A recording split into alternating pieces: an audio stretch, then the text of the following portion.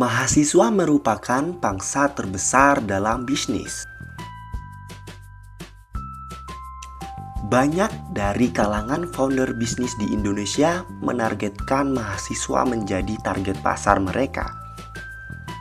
Rata-rata, bisnis yang dekat dari kehidupan mahasiswa ialah bisnis kos-kosan, bisnis delivery, hingga bisnis laundry. Nah, di sini saya akan berbagi pengalaman mengenai kisah dari founder bisnis warung laundry.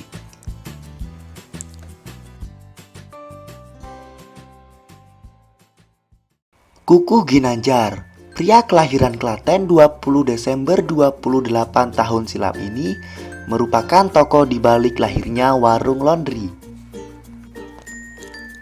Pria satu ini memulai bisnis dikarenakan alasan butuh uang. Ia yang juga lulusan STT Telkom ini memulai bisnisnya dari bangku perkuliahan pada semester 3. Walaupun ia diterima melalui jalur beasiswa JPU, ia tetap berkomitmen untuk memulai bisnis demi membantu ekonomi orang tua. Kami pun bertanya-tanya, bagaimana mungkin seorang mahasiswa yang baru semester 3 begitu beraninya memulai bisnis yang katanya berkiblat dari laundry Jogja. Berikut wawancara kami dengan Kukuh Ginanjar.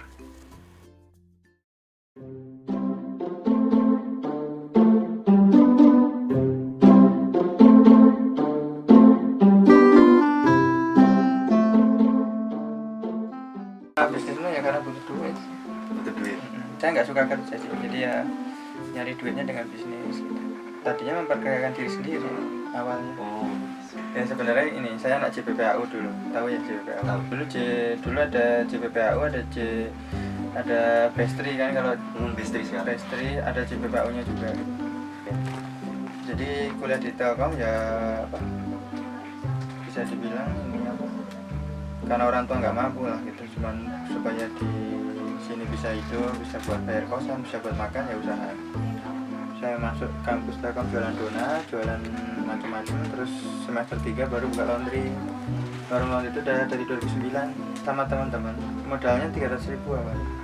Jadi dulu disewain 10 juta selama aku nanya sama bapaknya, Pak, kan tempat nggak jarang laku tuh, jadinya sama bapaknya udah Pak, tak sewa aja, tapi aku baru punya uang 200.000 kasih DP, tapi sewa 3 tahun 10 juta. Nah dari DP itu kan uang 300, ada uang 100.000 buat bikin proposal apa semacamnya, minjem temen, ini mau buka laundry nih, gini-gini nih. Kan kalian kalau artis kan diajarin bikin proposal ya, Benar. bisnis prospektus segala macamnya. Nah kita bikin kayak gitu-gitulah. Nih tempatnya udah ada, foto tempatnya udah ada, walaupun belum dibayar lunas. Janjiin ke bapaknya nih nanti setahun kita lunas, sebulan kita lunasin, kalau nggak bisa lunas ya udah dianggap hilang uang DP-nya. Alhamdulillah mulai dari mesin cuci 1, mesin pengering 1, terus pegawai 1, kita juga yang kerja dulu. Cabang pertama di PGA, kita buka cabang 1 tahun di Sukapura. Terus tahun-tahun berikutnya bisa buka di Jakarta, di Jombang, di Pekanbaru, di Palembang, Kalimantan, di Tenggarong, di Samarinda, di PGA. Sekarang karena udah 5 tahun lebih kan, karena itu dulu kayak franchise gitu lah, cuman mitra lah sebenarnya, bukan franchise. Udah kita lepasin, udah kita suruh mandiri masing-masing, nggak ada ikatan sama pusat. Cabang kita sendiri cuma 3 sekarang. 3. Di Bojong Soang yang samping Jogja. Oh iya. Di mana? Logam, dekat Televisi Logam, sama di dalam kampus yang ngerjain asrama. Karena kita ngerjain asrama, jadi banyak yang kita jual. Dulu kita di Bandung beberapa usaha juga, karena harus buka modal buat asrama, kita jual juga.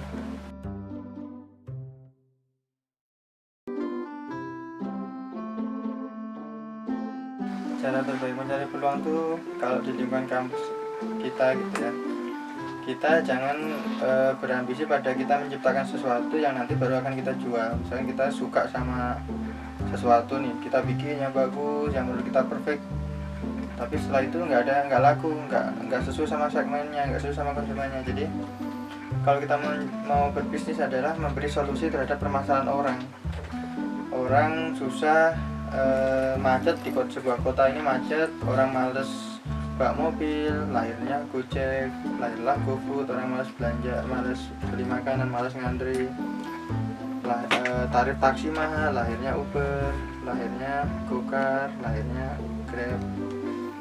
Termasuk orang males nyuci di lingkungan kampus, di lingkungan rumah, kita ngelahirin laundry karena orang sibuk dengan kuliah, apalagi yang anak-anak orang kota kan nggak banyak yang nggak bisa nyuci kan gitu, nah, kita buka laundry.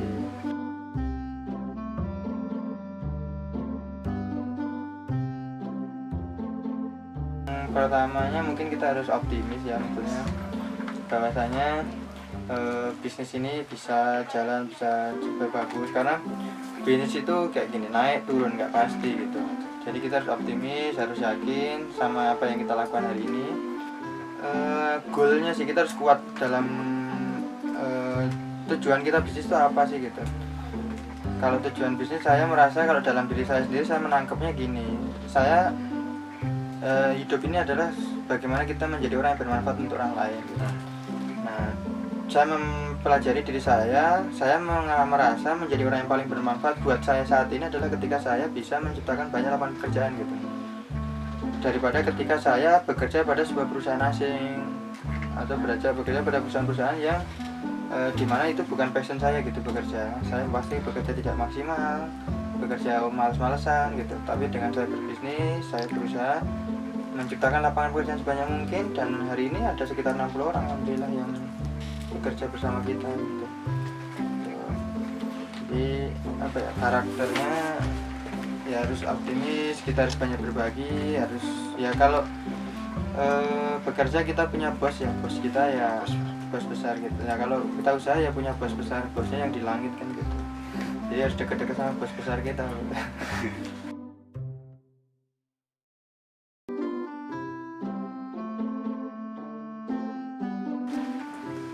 Saya nggak pernah ngerasain sih, alhamdulillah. Sih kata tadi kan bisnis apa? Iya, apa?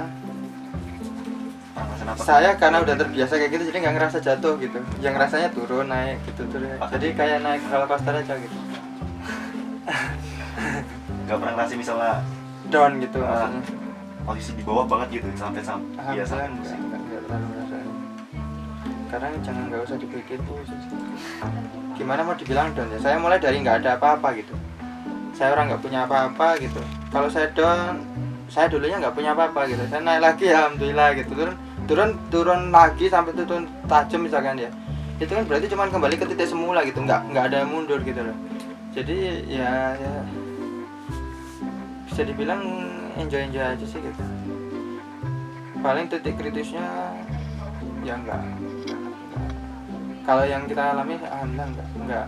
Karena itu tadi, kita bisnis di lingkungan mahasiswa juga sih, saya ngarep. Tapi beda dengan teman-teman saya yang bisnis di luar, yang online, yang apa, yang B2B, yang proyekan, main project, main ini gitu. Kalau main project, main apa ketika ekonominya turun down di 2008 down, 2011 down, 2015, 2014, 2015 kemarin ekonomi down. Tahun ini 2017 teman-teman saya udah ngerasa ini turun, kemungkinan puncaknya di 2018, bisa jadi krisis lagi, krisis kecil-kecil ya maksudnya. Kalau krisis paling besar kan 98. Ini udah 2008 ini krisis, 2011 krisis, 2015 kemarin krisis, ini 2017, 2018. Teman-teman yang main di luar, yang main proyekan ngerasa down, ngerasa ada turun gitu. Kalau kita di lingkungan mahasiswa, saya bilang alhamdulillah nggak terlalu down, karena saya amati kenapa kok di lingkungan mahasiswa nggak krisis gitu. Krisisnya kalau pas mau liburan aja 3 bulan itu benar banget. Nanti berarti ya mas mati kosong. Ya kita harus hati di situ. Ya downnya paling di situ aja gitu.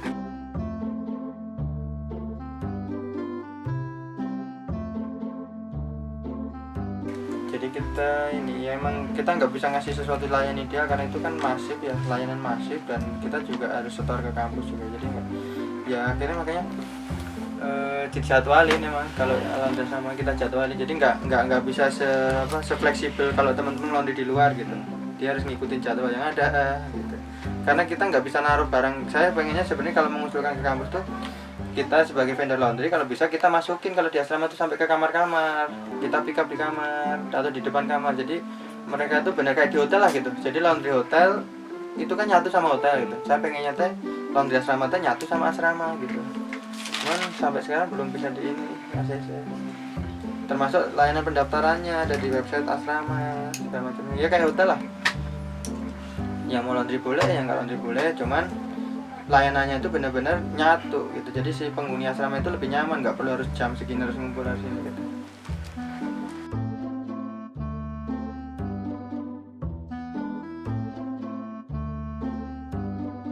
Dari cara mendapatkan pelanggan, kalau saya lihat itu biasanya dari awal masuk gitu ya. Kalau pemasaran terbaik itu adalah sebenarnya dari mulut ke mulut, dari experience customer sih sebenarnya. The best marketing adalah itu tadi, experience customer sebenarnya yang paling bagusnya saya. Kalau kita ngomong capek-capek gini, kalau yang mengguna jasanya nggak puas, nggak bagus. Jadi mas, misal ini mahasiswa masih baru masuk, kan dia butuh laundry. Ya kalau Terus, itu kan kita ada kerja sama kampus. yang di depan Timat sih biasanya. Ya kesini gitu. Memang kita masuk asrama 2 tahun supaya bisa diterima sama asrama. Tahun ketiga kita bisa, asrama mulai tahun ketiga kita baru masuk, jadi nggak dari awal. Jadi waktu itu emang asrama itu kacau, masalah laundrynya hilangnya sampai bisa dibilang apa ya, hilang tuh nggak cuma 1 biji 2 biji, satu packing gitu, dan buahnya banget gitu. Cucian baru jadi seminggu baru beres, pokoknya kacau habis-habisan lah gitu. Amin 1 bulan sebelum tahun ajaran baru kita coba masuk di ACC, kita langsung bikin setting di belakang itu.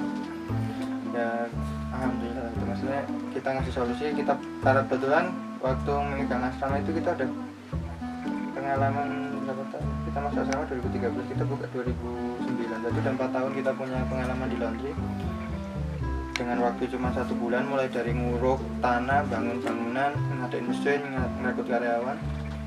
Ya sempet bermasalah awal-awal, tapi setelah itu langsung alhamdulillah lancar sih.